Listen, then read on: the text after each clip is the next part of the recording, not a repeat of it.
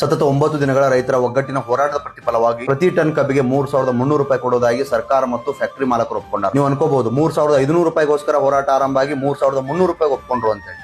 ಪ್ರತಿ ಟನ್ನಿಗೆ 300 ರೂಪಾಯಿ ಜಾಸ್ತಿ ಆಗೈತಿ ಅಂತಂದ್ರೆ 50 ಟನ್ ಕಬ್ಬ ಬೆಳೀತಕ್ಕಂಥ ರೈತನಿಗೆ 15,000 ರೂಪಾಯಿ ಜಾಸ್ತಿ ಆಯ್ತು. 100 ಟನ್ ಕಬ್ಬ ಬೆಳೀತಕ್ಕಂಥ ರೈತನಿಗೆ 30,000 ರೂಪಾಯಿ ಜಾಸ್ತಿ ಆಯ್ತು. ಅಂದ್ರೆ ಈ ಹಣ ರೈತನ ಯಾವುದೋ ಒಂದು ವೆಚ್ಚ ಭರಿಸಬಹುದು. ಈ ಹೋರಾಟ ಮೊದಲಿನಿಂದ ಕೊನೆಯವರೆಗೂ ವಿಶೇಷತೆಯಿಂದ ಕೂಡಿ ಉತ್ಸಾಹವನ್ನು ಕಳ್ಕೊಳ್ಳಿಲ್ಲ, ಡಬಲ್ ಸ್ಟ್ಯಾಂಡರ್ಡ್ ಹೇಳಿಕೆಗಳು ಬರಲಿಲ್ಲ, ನಾಯಕತ್ವದ ಕೊರತೆ ಆಗಲಿಲ್ಲ. ಈ ಹೋರಾಟಕ್ಕೆ ಬಂದಿರತಕ್ಕಂಥ ಲಕ್ಷಾಂತರ ಹೋರಾಟಗಾರರು ಹೊಟ್ಟೆ ಹಸಿಕೊಂಡು ಹೋರಾಟ ಮಾಡ್ತಕ್ಕಂಥ ಸಂದರ್ಭವೇ ಬರಲಿಲ್ಲ.